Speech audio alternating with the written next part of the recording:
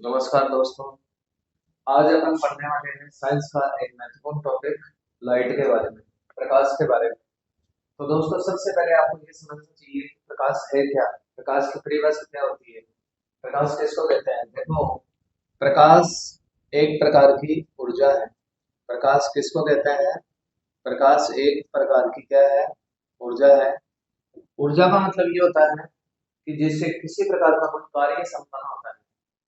किसी भी कार्य को करने के लिए ऊर्जा की जरूरत पड़ती है। तो अपन कह रहे हैं कि प्रकाश एक प्रकार की क्या है? एनर्जी है, ऊर्जा है। तो इसका मतलब ये विदित है कि प्रकाश से भी कोई कार्य संपन्न होता होगा, क्योंकि किसी कार्य को करने के लिए हमेशा किसकी जरूरत पड़ती है? एनर्जी की जरूरत पड़ती है। तो प्रकाश जब एक प्रकार की ऊर्जा है तो इससे कई प्रकार के कार्य संपन्न होते हैं। जैसे अपन देखें एग्जाम्पल के तौर पे, तो प्रकाश सबसे पहला जो महत्वपूर्ण कार्य है, आंखों के अंदर दृश्य संवेदना उत्पन्न करता है।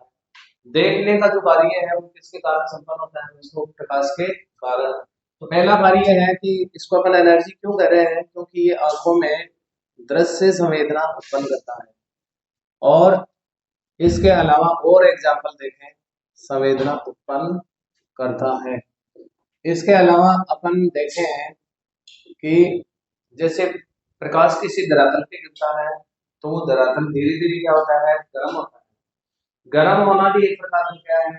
कार्य है। जैसे पानी का गर्म होना, चट्टान का गर्म होना। तो किसी भी वस्तु को देखने के लिए प्रकाश की जरूरत पड़ती है। किसी भी धरातल पर जब प्रकाश गिरता है तो वो धरातल धीरे धीरे गर्म होता है। तो गर्म होना भी एक क्या है? कार्य है। तो चट्टान चटक जाती है तो वो भी एक प्रकार का कार्य है।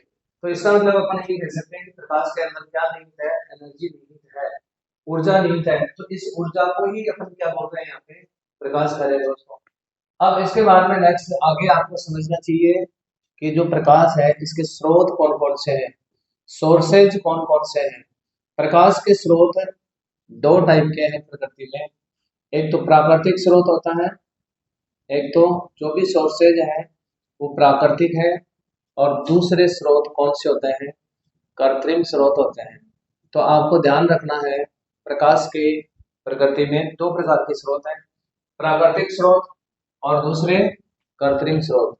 जैसा कि आपको पता है कि प्राकृतिक स्रोत वे होते हैं जो अपने आप बने हैं, जिनको प्रकृति ने स्वयं स्वतः बनाया है, वो स्रोत प्राकृतिक स्रोत होते हैं।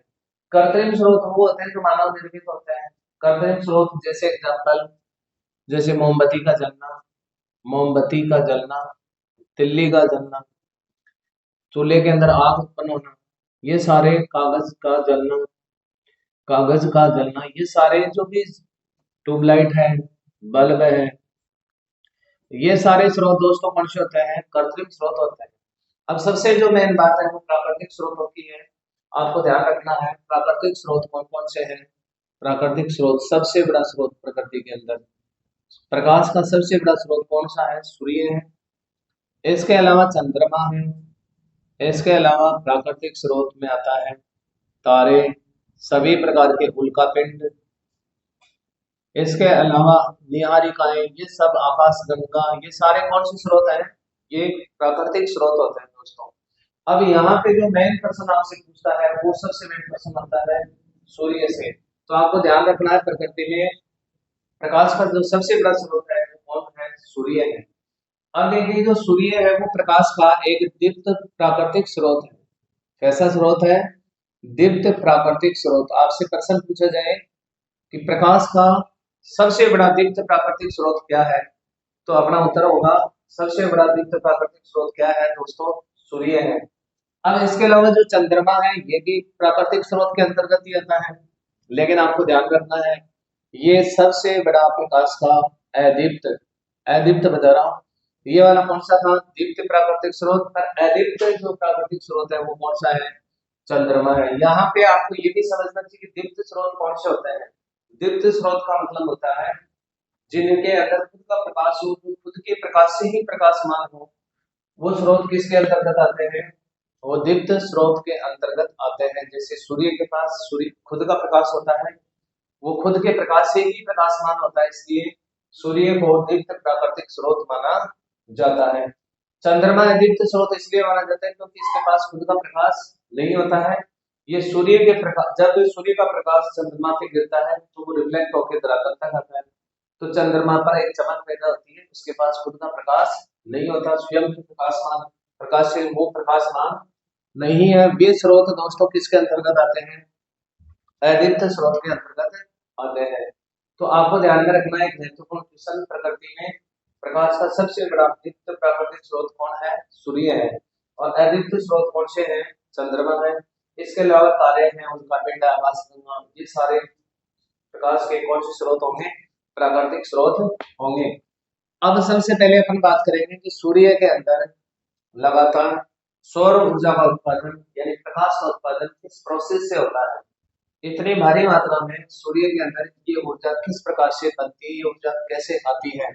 तो सूर्य के अंदर सौर सौर ऊर्जा का निर्माण, सूर्य के अंदर सौर ऊर्जा का निर्माण यानी आप ये कह सकते हैं प्रकाश ऊर्जा का निर्माण किस प्रोसेस से होता है? तो आपको ध्यान रखना है, सौर ऊर्जा का निर्माण नाभिकीय संलयन की क्रिया से होता है। कौन सी प्रोसेस से होता है? नाभिकीय संलयन की क्रिया से। नाभिकीय जो रिएक्शन है, न्यूक्लियर जो रिएक्शन होती है, वो दोस्तों दो टाइप की होती है, आपको ध्यान रखना है। एक तो होता है नाभिकीय संलयन, और एक और क्रिया होती है उसको बोलते हैं नाभिकीय विखंडन। नाभिकीय संलयन और एक होती है नाभिकीय विखंडन की क्रिया। विखंडन का मतलब होता है, जैसे नाम से आप विदित है, नाम से पता चल रहा है कि नाभिकीय विखंडन का मतलब होता है ऐसी प्रोसेस जिसमें एक बड़ा नाभिक टूट करके छोटे नाभिकों में विभाजित हो, उस प्रोसेस को अपन बोलते हैं नाभिकीय विखंडन। इस क्रिया के दौरान भी भारी मात्रा में ऊर्जा बाहर निकलती है, उत्सर्जित होती है। दूसरी प्रोसेस होती है नाभिकीय संलयन, उसे अपोजिट रिएक्शन है नाभिकीय न्यूक्लियर रिएक्शन की। ये भी एक प्रकार की नाभिकीय क्रिया है। इसके अंदर छोटे छोटे नाभिकों का आपस में क्या होता है? संलयन होता है। तो नाभिकीय संलयन की क्रिया में छोटे छोटे नाभिक जुड़ते हैं, संलयित होते हैं, उस प्रोसेस को बोलते हैं नाभिकीय संलयन। नाभिकीय विखंडन में बड़ा नाभिक जुड़कर छोटे नाभिक में विभाजित होता है। तो इस प्रोसेस के अंदर एक नाभिक का विखंडन होता है, वो टूटता है, और इस प्रोसेस के अंदर नाभिक आपस में क्या होते हैं? संलयित होते हैं, वो जुड़ते हैं, उनका संलयन होता है। तो आपको ये ध्यान में रखना है कि नाभिकीय संलयन में भारी मात्रा में एनर्जी यानी बाहर निकलती है, और नाभिकीय विखंडन में भी एनर्जी बाहर निकलती है, पर वो नियंत्रित एनर्जी होती है। यहाँ जो ऊर्जा निकलेगी वो अनियंत्रित ऊर्जा होगी। तो सूर्य के अंदर सौर ऊर्जा का निर्माण कौन सी प्रोसेस से होता है? नाभिकीय संलयन की क्रिया से होता है। इसी क्रिया के कारण सूर्य के अंदर लगातार सौर ऊर्जा का निर्माण होता है, जो अपने को लगातार प्रकाश के रूप में प्राप्त होता है। अगला क्वेश्चन आपसे ये भी पूछा जा सकता है कि यहाँ पे नाभिकीय संलयन की क्रिया होती है, छोटे नाभिक आपस में जुड़ते हैं, तो कौन कौन से ऐसे नाभिक हैं जो आपस में संलयित होते हैं, जो आपस में जुड़ते हैं? तो आपको ध्यान में रखना है, हाइड्रोजन और जो हीलियम है, हल्की गैसें होती हैं। जो सबसे हल्की गैस होती है वो हीलियम, और दूसरे नंबर पे कौन सी होती है? हाइड्रोजन होती है। तो ये जो हल्की गैसें हैं ये भारी मात्रा में विद्यमान है दोस्तों। सूर्य के अंदर सबसे ज्यादा मात्रा में कौन सी गैसें हैं? हाइड्रोजन और हीलियम गैसें हैं। तो हाइड्रोजन और हीलियम के जो नाभिक है ना, वो आपस में जुड़ते हैं, इनका संलयन होता है। उसी प्रोसेस से लगातार यहाँ पे कौन सी ऊर्जा बनती है? सौर ऊर्जा का निर्माण होता है। आपको ये भी ध्यान रखना चाहिए कि यहाँ पर लगभग 70% कौन सी गैस विद्यमान है? Hydrogen gas. और 30%, लगभग 30% कौन सी गैस है? हीलियम गैस है। तो सूर्य के अंदर हल्की गैसें विद्यमान है, हाइड्रोजन और हीलियम, उनका संलयन होता है। नाभिकीय संलयन के दौरान यहाँ पर लगातार सौर ऊर्जा का निर्माण होता है। सबसे ज्यादा मात्रा में यहाँ पे हाइड्रोजन गैस है, उसकी मात्रा 70% होती है लगभग, और हीलियम की मात्रा 230% होती है। अगर इनका रेशो देखा जाए, अनुपात आपसे पूछा जाए तो 7:3 होता है। तो ये बात आपको कहीं समझ में आई होगी। एक बार फिर से मैं इन बातों को रिवाइज कर रहा हूँ। प्रकाश की जो डेफिनेशन है, परिभाषा है, वो आप कह रहे हैं कि प्रकाश एक प्रकार की क्या होती है? ऊर्जा होती है। ऊर्जा किसे कहते हैं? जिससे किसी प्रकार का कोई कार्य संपन्न होता है, उसी का नाम एनर्जी है, ऊर्जा है। अब प्रकाश एक प्रकार की जब एनर्जी ऊर्जा है तो इससे कोई कार्य संपन्न होता है। उसी के तहत अपन कोई एग्जाम्पल देखें जिसके अंदर ये सिद्ध हो कि प्रकाश से कोई कार्य होता है। तो पहला एक सरल सा एग्जाम्पल कि अपन किसी वस्तु को जब देखते हैं तो अपनी आंख को किसकी जरूरत पड़ती है? प्रकाश की, और आंख में दृश्य संवेदना उत्पन्न होती है। तो ये भी एक प्रकार का कार्य है। प्रकाश पानी पर गिरता है, किसी सतह पर गिरता है तो वो सतह गर्म होती है, ताप प्राप्त करके हीट लेकर वो गर्म होती है। पानी का गर्म होना, आंखों के अंदर दृश्य संवेदना उत्पन्न होना, ये सारे क्या है दोस्तों कार्य है। तो अपन कह सकते हैं कि प्रकाश एक प्रकार की क्या है, ऊर्जा है। उसके बाद में आपने पढ़ा है कि प्रकाश के कितने स्रोत है प्रकृति में। प्रकाश के दो टाइप के स्रोत है, प्राकृतिक स्रोत और दूसरे कृत्रिम स्रोत। जो प्राकृतिक स्रोत है वो अपने आप बने हुए हैं, जिनके एग्जाम्पल्स है सूर्य है, चंद्रमा है, तारे हैं, उनका पिंड है, निहारिका है, आकाश गंगा है। ये सारे प्राकृतिक स्रोत है। प्राकृतिक स्रोत में जो सबसे बड़ा स्रोत है वो कौन है, सूर्य है। सूर्य प्रकाश का कैसा स्रोत है, दीप्त प्राकृतिक स्रोत है, जबकि चंद्रमा प्रकाश का अदीप्त स्रोत है। अदीप्त स्रोत वो होते हैं जो खुद के प्रकाश से प्रकाशमान नहीं होते हैं, दीप्त वो होते हैं जिनके पास खुद का प्रकाश होता है। अगला जो पार्ट मैंने आपको अभी समझाया कि सूर्य के अंदर लगातार प्रकाश उत्पन्न होने का मूल कारण क्या है, तो आपको ध्यान में रखना सूर्य के अंदर लगातार प्रकाश का उत्पन्न होने का मूल कारण कौन सी प्रोसेस है, नाभिकीय संलयन की क्रिया है। यहाँ पर हाइड्रोजन और हीलियम हल्की गैसें विद्यमान है, भारी मात्रा में हाइड्रोजन है, उसके बाद में दूसरे नंबर पे हीलियम गैसें हैं, और ये गैसें इनके नाभिक आपस में लगातार जुड़ते हैं और लगातार यहाँ पे नाभिकीय संलयन की क्रिया होती है। इसके कारण यहाँ पर अनियंत्रित भारी मात्रा में सौर ऊर्जा का निर्माण होता है, जिससे लगातार सूर्य से अपने को सौर ऊर्जा मतलब प्रकाश ऊर्जा प्राप्त होती है। अब दोस्तों आपको ये ध्यान से समझना है कुछ बेसिक पॉइंट्स इस टॉपिक से रिलेटेड, बहुत सारे ऐसे महत्वपूर्ण बिंदु हैं जो बहुत सारी एग्जाम में बहुत बार पूछे गए हैं। अब आपको ये समझना है कि सूर्य से जो प्रकाश धरातल तक पहुंचता है उसको धरातल तक आने में कितना समय लगता है। सबसे पहली बात तो दोस्तों आपको ये समझना है कि प्रकाश का जो वेग है, स्पीड है, जो चाल होती है, चलने की जो गति होती है, वो सबसे ज्यादा किस टाइप के माध्यम में होती है। तो प्रकाश की जो चाल है, स्पीड, वो सबसे ज्यादा निर्वात में होती है। आपको ध्यान रखना है, एक महत्वपूर्ण प्रश्न है कि प्रकाश की चाल सर्वाधिक किसमें होती है। प्रकाश की सर्वाधिक चाल निर्वात में होती है। निर्वात का अर्थ होता है जिसके ऐसा माध्यम जहां किसी भी प्रकार के कण मौजूद नहीं हो, जहां कोई माध्यम प्रेजेंट नहीं हो, उसको बोलते हैं निर्वात। प्रकाश की सर्वाधिक चाल किसमें मानी गई है, निर्वात में। और प्रकाश की चाल का सबसे पहले मापन किया था, आपको ध्यान रखना है, रोमर नाम के वैज्ञानिक ने, और इसने इस चाल का मापन किया था बृहस्पति ग्रह पर। प्रकाश की चाल का मापन किसने किया था, रोमर ने, और कौन से ग्रह पर किया था, बृहस्पति ग्रह पर। तो प्रकाश का सर्वाधिक वेग किसे माना गया है, निर्वात में। और निर्वात के अंदर रोमन ने बताया था कि प्रकाश की जो स्पीड चाल है वो होती है 3 × 10⁸ मीटर प्रति सेकंड। यानी अपन ये कह सकते हैं समान को अगर अपन खोलें तो आप ये कह सकते हैं 3 लाख किलोमीटर की दूरी को प्रकाश मात्र 1 सेकंड में तय करता है। तो मैंने आपको समझाया कि प्रकाश की जो स्पीड है सबसे ज्यादा दोस्तों किसमें होती है, निर्वात में। प्रकाश के वेग का मापन सबसे पहले आपको ध्यान में रखना किसने किया था, रोमर ने किया था बृहस्पति ग्रह पर, और उसने प्रकाश की जो स्पीड है निर्वात में वो कितने बताई थी, 3 × 10⁸ होती है।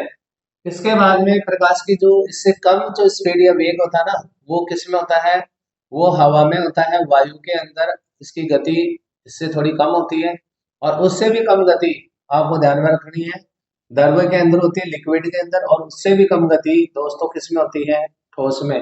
तो प्रकाश की सर्वाधिक चाल किसमें मानी गई है, निर्वात में मानी गई है। उससे कम होती है वायु में, और उससे भी कम द्रव में, सबसे कम ठोस के अंदर होती है, चट्टान में होती है, हीरे के अंदर सबसे कम वेग पाया जाता है लाइट यानी प्रकाश का। अब मैं आपको समझा रहा हूँ कि सूर्य का प्रकाश जब धरातल तक पहुंचता है तो इसको पहुंचने में कितना समय लगता है। तो जब सूर्य का प्रकाश धरातल तक पहुंचता है तो कई माध्यमों में से क्रॉस होकर के गुजरता है, और इसकी जो स्पीड है ना, इसकी स्पीड क्या होती है वो आपको मैं बता चुका हूँ कितनी होती है, 3 × लगभग 10⁸ मीटर प्रति सेकंड। और पहुंचने में कितना समय लगता है, तो पहुंचने में आपको ध्यान में रखना 8 मिनट 19 सेकंड का समय लगता है।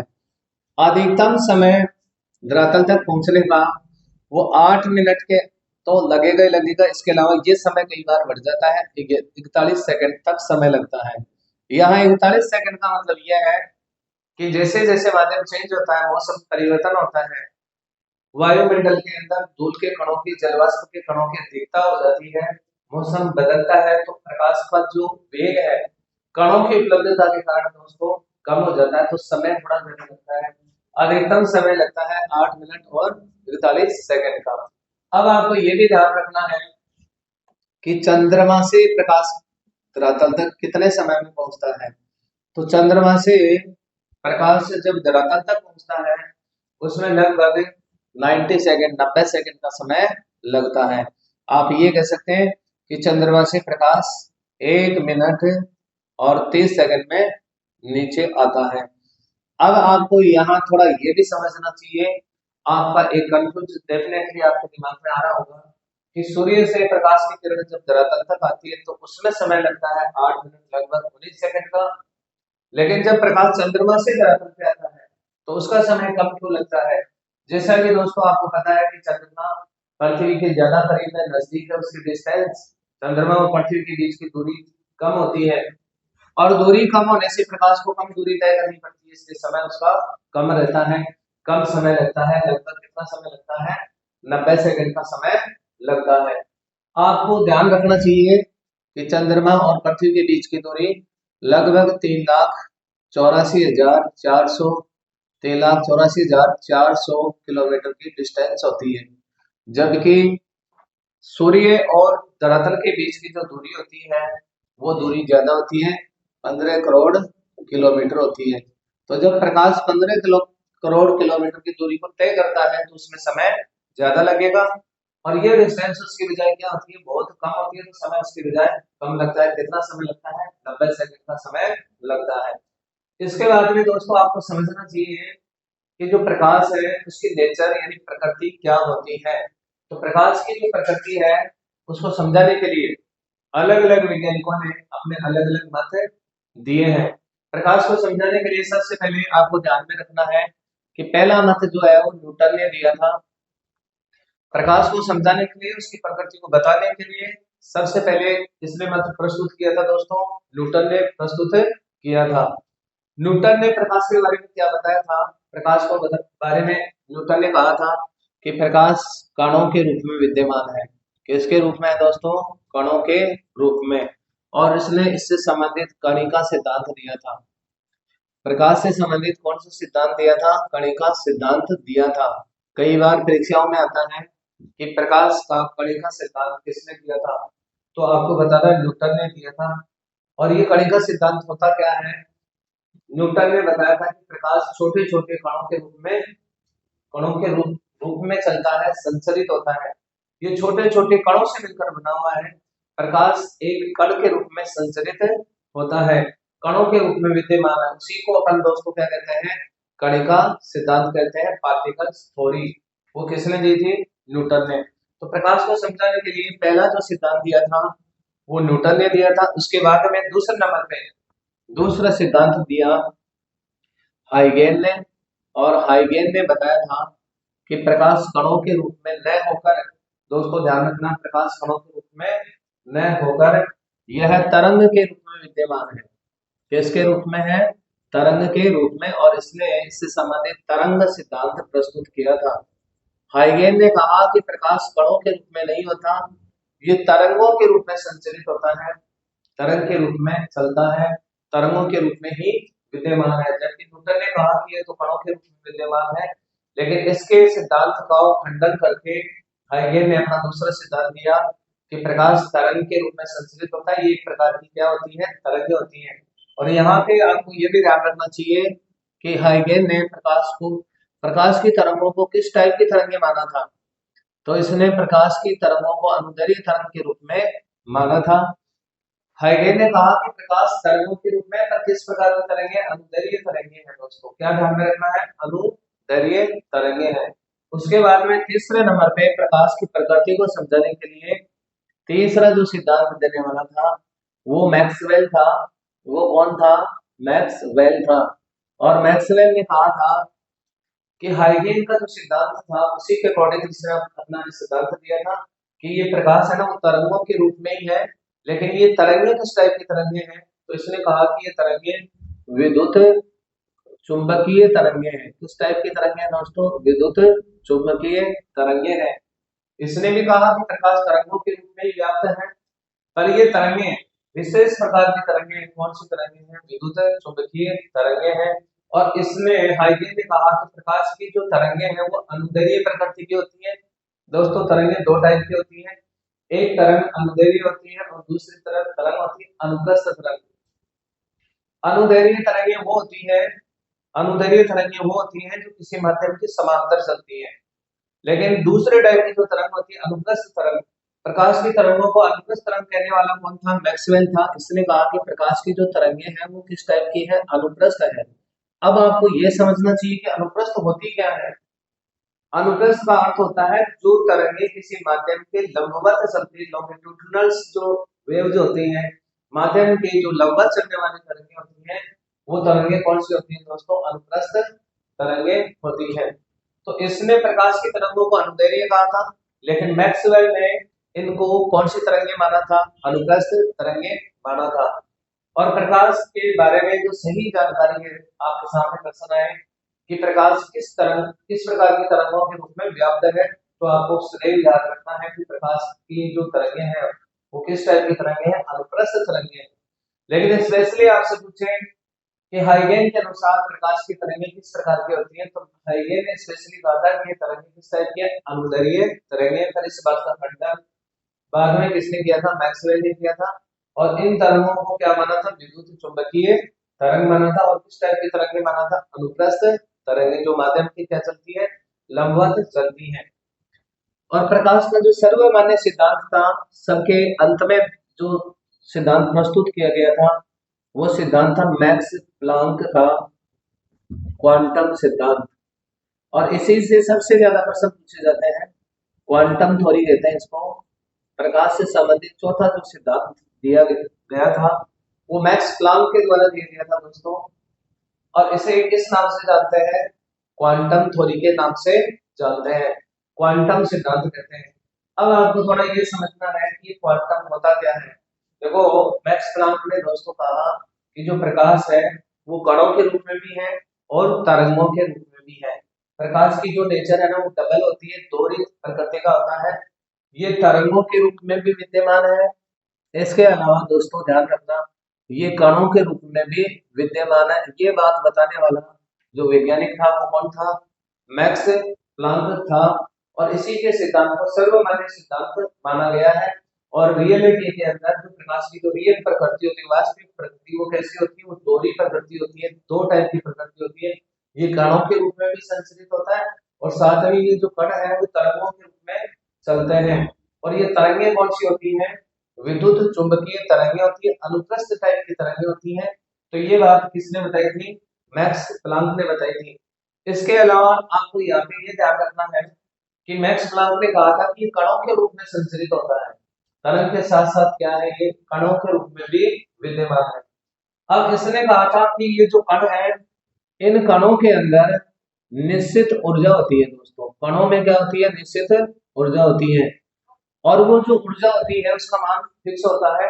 कहने का मतलब मैक्स प्लांक ने कहा था कि इन कणों के अंदर ऊर्जा नहीं है और जब ये कण चलते हैं तो ऊर्जा का क्या होता है? संचरण होता है। इसीलिए हम कह रहे हैं कि प्रकाश क्या है? एक प्रकार की ऊर्जा है, क्योंकि इन कणों में ऊर्जा निहित होती है और उस ऊर्जा का जो मान है वो निर्धारित होता है।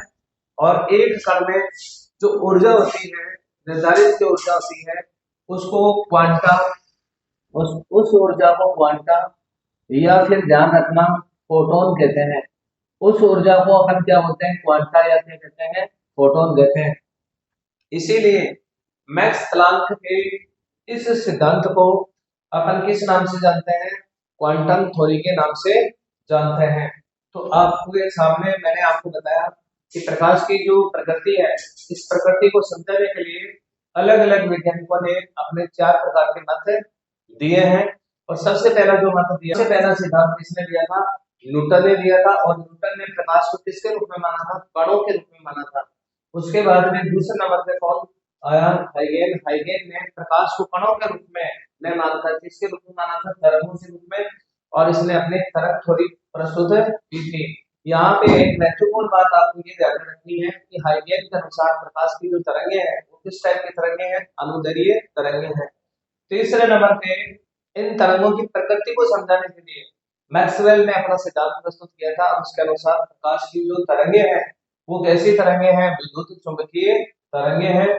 और ये अनुदैर्ध्य ना होकर दोस्तों ध्यान में रखना है कि अनुप्रस्थ प्रकार की तरंगे जो माध्यम की क्या चलती है, लंबवत चलती है। सबके अंत में जो सबसे बेस्ट जो सिद्धांत देने वाला था, जो सर्वमान्य सिद्धांत माना गया है, वो मैक्स प्लैंक का क्वांटम सिद्धांत माना गया है। क्वांटम सिद्धांत के अनुसार प्रकाश की जो प्रकृति है वो तरंगीय होती है और कैसी प्रकृति होती है, कणीय प्रकृति भी होती है। अब ये जो कण है, जो पार्टिकल्स हैं जिनसे प्रकाश मिलकर बना हुआ है, इन कणों के अंदर मैक्स प्लैंक ने कहा कि इनमें निश्चित ऊर्जा पाई जाती है। और ये जो ऊर्जा है, इस ऊर्जा के पैकेट को, इस निश्चित ऊर्जा को किस नाम से जानते हैं, क्वांटा या फोटोन के नाम से जानते हैं। इसीलिए इस थ्योरी का नाम क्या है, क्वांटम थ्योरी, जो क्या कहता है कि प्रकाश के जो कण है उनमें निश्चित ऊर्जा पाई जाती है और उस ऊर्जा को अपन क्वांटा या फोटोन के नाम से जानते हैं। तो दोस्तों ये अलग अलग प्रकाश से संबंधित क्या है, सिद्धांत है। अब नेक्स्ट जो पार्ट होगा अपना, उसके अंदर इससे आगे की जो भी मुख्य बातें हैं वो अगले पार्ट में जल्दी ही लेकर